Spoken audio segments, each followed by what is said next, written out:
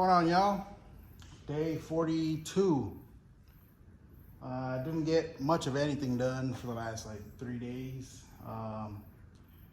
We had a family emergency and had to haul ass, but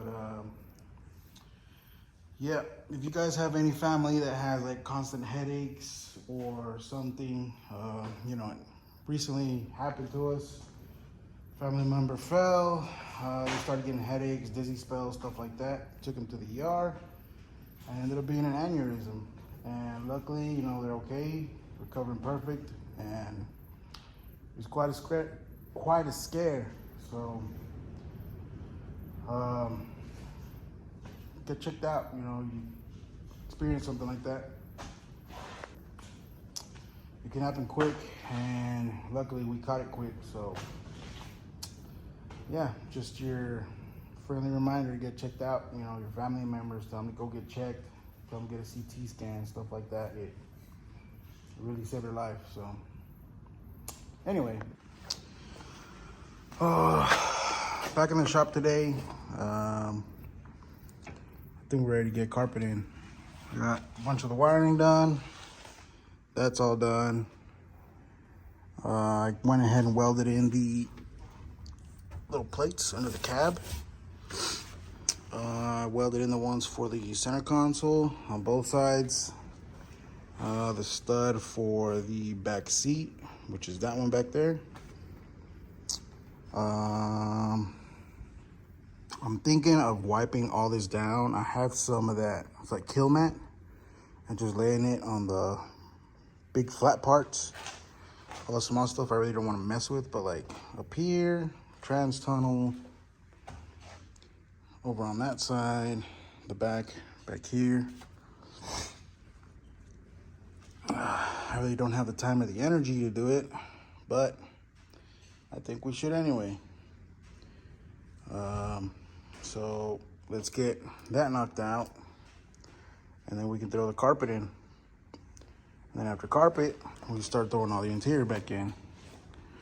I also, it's not pretty, but I ran the wiring for the height sensors. There's a rears, the other one's on that side. I got all that hooked up. I need to extend the tail light harness. Also, the 6L90 doesn't have a backup light switch. So, I think 07 and up, it all goes to the CAN bus. And when you put it in reverse, it goes through the BCM to kick on the backup light switch. So what I might do is just run like a toggle switch to where if I put it in reverse, I could just put that toggle switch and it'll kick the lights on, which is not ideal. I know they sell like a CAN bus module for that. I think Spear Tech sells it, but they want like $200 for that thing. And I think I'll just wire in a switch from the dash to the relay and just kick it on when it's in reverse. I know like low car, they have like a little deal that bolts up to the where the shift lever's at. And I think that's like $130 or something, but I'm cheap and I'm broke and I'm running out of time, so I might just put it on a switch for now and just do that. I got the wiring ran to the for the height sensors up here. I just need to figure out where they're gonna go. I'm thinking of bolting them to the shock mount and then drilling a hole in the control arm for the actual arm. So we'll get there when we get there. What else? What else have we done? I'm waiting on a turnbuckle for the e-brake line. That should be here Wednesday, maybe. So that's what we got going on. Let's let me get that kill mat out of the boxes. Show you guys what it looks like. I got it on Amazon a long time ago when I first built the RX-7. I bought way too much, and I'm glad I did because now I have it. So yeah, let's take it out of the box and then wipe the floor down, start laying it down. I'm gonna get it all over the floor and then back here as well. And I got the wiring laid out for subs and shit, so once I lay the carpet out, I'll cut the holes to run that through, and I'll probably just leave it laying there until we can afford some subs. So let's get to it. All right, guys, this is what I got. It's an Amazon brand, Noiko, but this stuff is pretty good. It really helped reduce noise in the RX-7, despite it having a 3-rotor and a straight piped turbo LS. So let's I'm gonna lay it down in here first, and then go to the middle, and then I'll do this side, and then I'll move over to that side. Get that done. All right, y'all. We got the floor done. We got this back panel done. I'm gonna rearrange the wiring where it was, and we can lay the carpet out. Let's get it. Whew, what a pain in the dick. We got it pretty much laid out. We got some trimming to do around all the edges, pretty much. But I'm gonna try to get it as centered as possible, and then start. I'll probably start on the passenger side, start trimming that side, and then the back, and then this side. And up against the firewall, I'm gonna tuck it in as much as I can and just trim the carpet to that. And then we can start cutting holes for where the seats are gonna go, the center console, all that good stuff. But there it is. It's getting there. All right, carpet is in. It's still a little wrinkly, but it'll fix itself. It's all trimmed up. Holes are punched. Not pretty, but they'll work.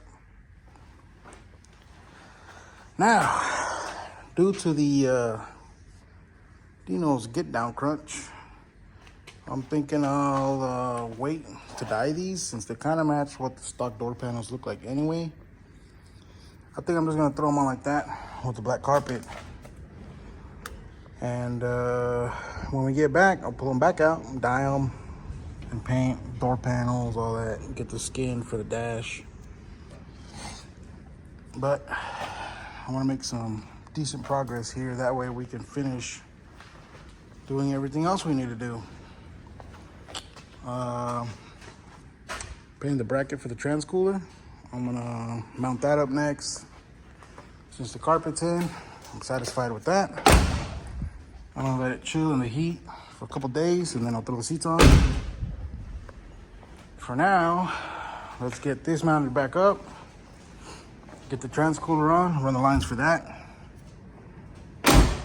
and then I think we'll be done with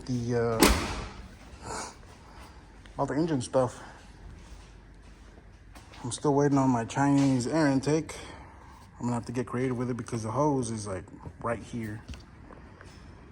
So I think I'll come down, come over, see if I can snake it through here. Hopefully the hood clears this. If not, I'm gonna have to run the intake and then figure out what to do with the radiator hose. For the steam port, which is right here, I'm gonna run it into the old heater hose for the radiator.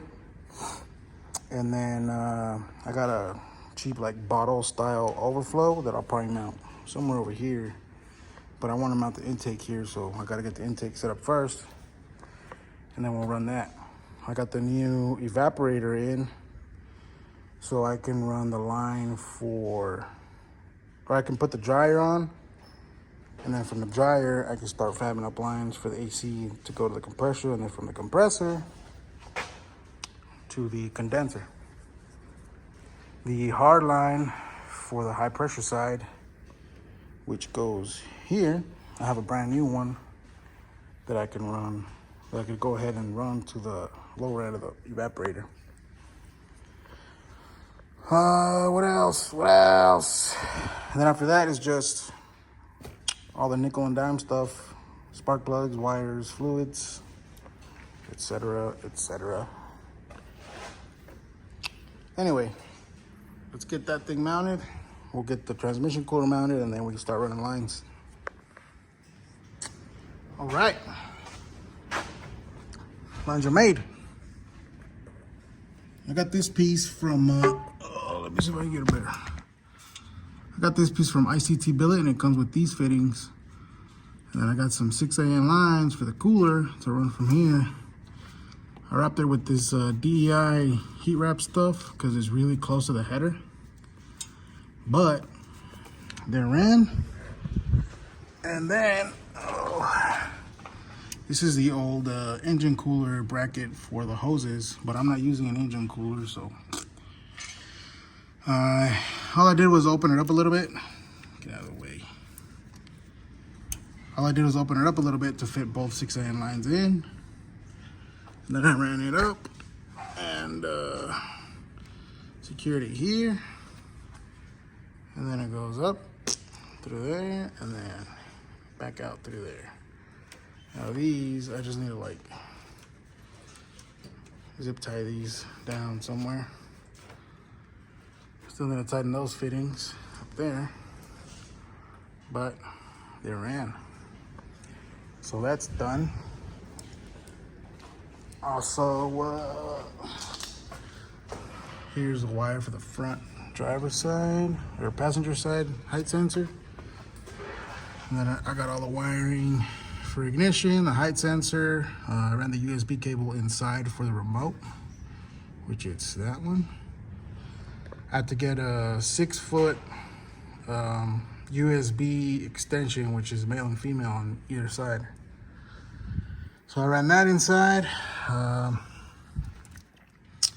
Secured all the wiring, all the air lines, everything's run up. I got the amplifier wire going through here. It's not pretty. None of this stuff is pretty, but it's functional. And I just messed this grommet up.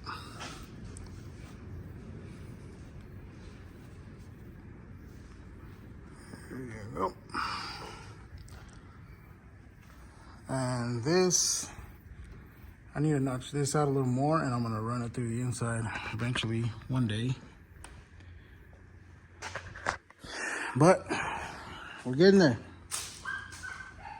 I had purchased a turnbuckle for the brake lines, but I cut the brake lines too short, so I had to order a longer one for the emergency brake cable. So that's that. I think we got a bunch done. Let me get the truck down and we'll see how the carpet looks. And there it is. Looking real good. We're making some progress. Once I get the seats in, we'll wire up the gauges. I'm gonna have to pull this sucker out and figure out which wire goes where. And then I got that plastic welder. We'll try to salvage some of this, and then I'll just put a skin over it eventually. A lot of good progress. I'm gonna bolt these down or tighten up those fittings. And I think we'll call it a day. That's all we got for today, Beaners. Thanks for hanging out. Peace.